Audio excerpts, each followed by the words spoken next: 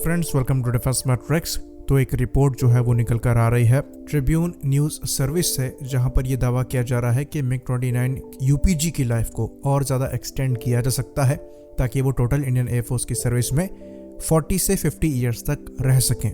तो 40 ईयर्स तो आने वाले 3 सालों में हो जाएंगे, यानी कि 2025 तक मिग-29 इंडियन एयरफोर्स को 40 साल तक सर्व कर चुके होंगे। 50 ईयर्स का मतलब ये है कि 2035 तक ये एयरक्राफ्ट जो है वो हमारी सर्विस में रहेंगे, लेकिन जो इनके अपग्रेड किए गए हैं, जो कि यूपीजी के अंतर्गत किए गए थे, वो रेलेवेंट 2025 तक ही रहेंगे। उसके बाद एक और अपग्रेड करना पड़ेगा इनको 2035 तक रेलेवेंट रखने के लिए। तो यहाँ पर हम इस अपग्रेड को यूपीजी 2.0 कह देते हैं, और यहाँ पर हम समझने की कोशिश करेंगे कि इस यूपीजी 2.0 के अपग्रेड के अंतर्गत क्या क्या चीज़ें यहाँ पर लग सकती हैं, क्या क्या मॉडिफिकेशन हो सकते हैं और कितने कैपेबल ये एयरक्राफ्ट इन अपग्रेड के बाद बन जाएंगे। तो इंडियन एयरफोर्स में अगर मिग-29 की बात करें तो ये अराउंड 67 के आसपास सर्विस में है, और 21 और मिग-29 जो हैं वो लिए जा सकते हैं। तो इनके नंबर्स जो हैं वो बढ़कर 88 हो जाएंगे। तो ये एयरक्राफ्ट 1985 से ही इंडियन एयरफोर्स की सर्विस में है, और जो इंडियन एयरफोर्स है वो इन एयरक्राफ्ट की पहली कस्टमर थी। तो मिग-29 जब से इंडिया की सर्विस में है तब से इंडिया को एक अपर हैंड रहा है पाकिस्तान पर और उनके F-16 पर 2000 से पहले। मिड 2000s के बाद से जब से पाकिस्तान ने अपग्रेडेड F-16 जो हैं वो एक्वायर किए, साथ ही साथ बियॉन्ड विजुअल रेंज की AIM-120C5 AMRAAM एक्वायर करी, तब से ये एज जो है वो पाकिस्तान के पास फिर से चला गया। उसके पहले कारगिल वॉर की बात कर लें या छोटे मोटे और स्किर्मिश की बात कर लें, तो वहाँ पर मिग-29 ने पाकिस्तानी F-16 को डोमिनेट किया है। तो मिग-29 जब एक्वायर किया गया था तो ये as an air dominance fighter acquire किया गया था, और उस समय ये दुनिया की सबसे best within visual range air to air missile R-73 के साथ लैस था, जो कि हेलमेट माउंटेड साइड से गाइड करी जाती थी। ये कैपेबिलिटी तब वेस्ट के पास भी नहीं थी और F-16 इस मामले में पीछे था। बाकी जब बात आती है सेमी एक्टिव मिसाइल्स की, जो कि मीडियम रेंज में टारगेट को एंगेज कर सकती हैं, जिसमें R-27 सीरीज की मिसाइल्स आती हैं, वो मिसाइल भी उस समय अमेरिकन सेमी एक्टिव मिसाइल से बेटर हुआ करती थी, जो कि उस टाइम पर AIM-7 स्पैरो थी। बाकी एयरक्राफ्ट का डिज़ाइन भी काफ़ी ज़्यादा एरोडायनामिक था, और थ्रस्ट टू वेट रेशियो इतना अच्छा था कि इसका जो सस्टेन टर्न रेट है और इंस्टेंटेनियस टर्न रेट है, दोनों ही काफ़ी ज़्यादा इंप्रेसिव है। और डॉग फाइट में ये बहुत ही ज़्यादा कैपेबल एयरक्राफ्ट है, क्योंकि वहाँ पर आपको एनर्जी चाहिए होती है, और इसका थ्रस्ट टू वेट रेशियो इतना अच्छा है कि उसकी कमी आपको महसूस नहीं होती है। तो जो मॉडर्न फाइटर्स हैं, जो कि इसके बाद की जनरेशन के हैं, ये उन्हें भी डोमिनेट करता है मनोवरेबिलिटी पॉइंट ऑफ व्यू से। तो 1980s में इंट्रोड्यूस होने के बावजूद जो इसका डिज़ाइन है वो कहीं से भी आउटडेटेड नहीं है। तो अगर रफाल और यूरोफाइटर टाइफून जैसे जो डिज़ाइन है वो आज से 10 साल बाद भी रेलेवेंट रहेंगे, वैसे ही ये डिज़ाइन भी आज से 10 साल बाद रेलेवेंट रहेगा। एयर डोमिनेंस के लिए आप इसे यूज़ कर सकेंगे, पर शर्त यहाँ पर यह है कि इसे प्रॉपरली मॉडर्नाइज किया जाए। तो पहला जो मॉडर्नाइजेशन प्रोग्राम था ये 2004-05 में साइन हुआ था, और 2008 से इम्प्लीमेंट होना चालू हुआ था। अराउंड $900 मिलियन का था, जिसमें इसके इंजन चेंज किए गए थे, इसमें air to air refilling probe लगाया गया था, इसमें कन्फर्मल फ्यूल टैंक ऐड किया गया था इसकी स्पाइन में रेंज बढ़ाने के लिए, जो कि इसका सबसे बड़ा इशू था, जिसको हम बाद में डिस्कस करेंगे। बाकी रडार चेंज किया गया था, एयर टू ग्राउंड एबिलिटी दी गई थी, हेलमेट माउंटेड डिस्प्ले को ऐड किया गया था, नए वेपन्स लगाए गए थे, और नया इलेक्ट्रॉनिक वॉरफेयर स्वीट लगाया गया था। तो $900 मिलियन में 69 एयरक्राफ्ट का इतना डीप अपग्रेड जो है वो काफ़ी ज़्यादा इम्प्रेसिव है, और इस अपग्रेड के बाद से इन एयरक्राफ्ट को नई लाइफ मिली है। तो इंजन आपके नए हो चुके हैं, RD-33 3 सीरीज के इंजन है, एयर टू एयर रिफिलिंग आ गई है, कन्फर्मल फ्यूल टैंक लग गया है। तो इनकी जो सबसे बड़ी प्रॉब्लम थी, इनकी रेंज, वो यहाँ से शॉर्ट हो गई। तो एयरक्राफ्ट की जो लाइफ है वो बढ़ चुकी है।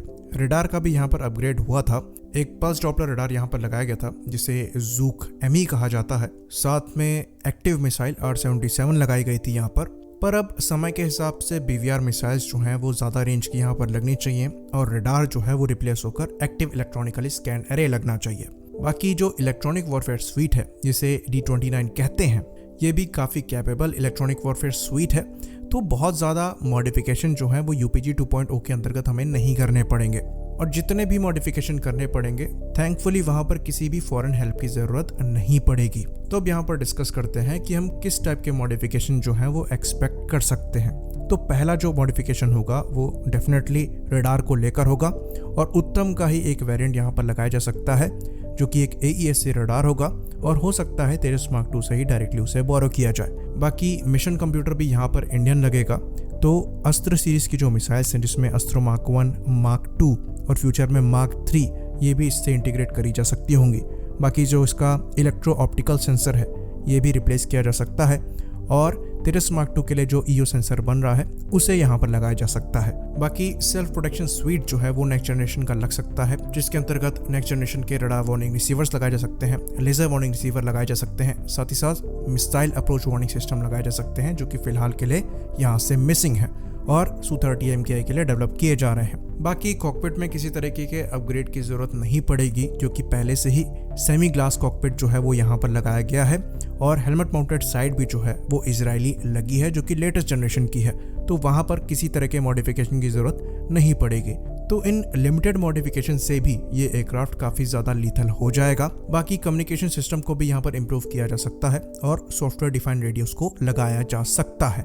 बाकी एक और जो ऑप्शनल अपग्रेड हो सकता है वो मल्टी मिसाइल कैरिंग पायलॉन हो सकता है जो कि तेजस मार्क 1A के अपग्रेड के अंतर्गत डेवलप किया जा रहा है, जिसके अंतर्गत एक पायलॉन में 2 एयर टू एयर मिसाइल यहाँ पर कैरी करी जा सकती हैं।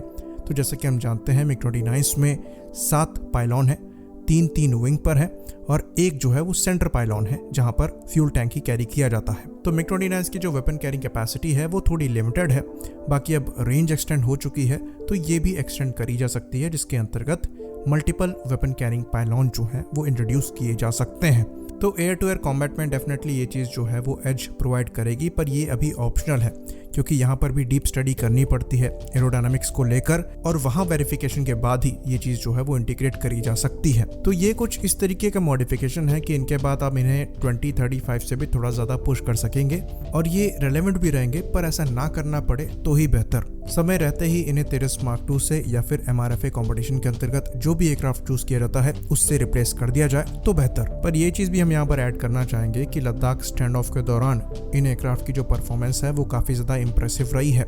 जैसे कि हमने पास्ट कुछ वीडियोस में डिस्कस किया है, इनका जो impressive thrust to weight ratio है वो इन्हें हेल्प करता है हायर एल्टीट्यूड में डिसेंटली परफॉर्म करने में, क्योंकि वहाँ पर जो एयर है वो थिन है तो लिफ्ट भी प्रॉपर नहीं है और इंजन में हो रहा कंबशन है वो भी प्रॉपर नहीं है, जिसकी वजह से जो हैवी चाइनीज एयरक्राफ्ट हैं वो स्ट्रगल करते हैं। पर MiG-29 जो है वो यहाँ पर शाइन करते हैं। तो उस एरिया में आपको मैकेनिकल परफॉर्मेंस चाहिए, जो आपके नेक्स्ट जनरेशन के एयरक्राफ्ट हैं वो सुपीरियर है इलेक्ट्रॉनिक वाइज, पर रॉ परफॉर्मेंस जो एयरक्राफ्ट की है आप उसके लिए ये चीज़ें नहीं कह सकते, क्योंकि मॉडर्न एयरक्राफ्ट में एफिशिएंसी पर ज़्यादा ध्यान दिया जा रहा है, इलेक्ट्रॉनिक्स पर ज़्यादा ध्यान दिया जा रहा है, क्योंकि फोकस ये है कि जो फ्यूचर की एयर टू एयर कॉम्बैट होंगी उसमें जो एयरक्राफ्ट ज़्यादा समय तक हवा में रह सकता है, ज़्यादा बेटर एवियोनिक्स के साथ है और ज़्यादा better air to air missile के साथ है वो डोमिनेट करेगा। पर हायर एल्टीट्यूड में ये चीज़ें जो हैं वो थोड़ी चेंज हो जाती हैं, आपको एयरक्राफ्ट की रॉ परफॉर्मेंस भी डिसेंट चाहिए, इसलिए चाइनीज J-20 जो हैं वो इस एरिया में कम दिखाई देते हैं। तो MiG-29 जो है वो हमारे लिए इंपॉर्टेंट एयरक्राफ्ट हैं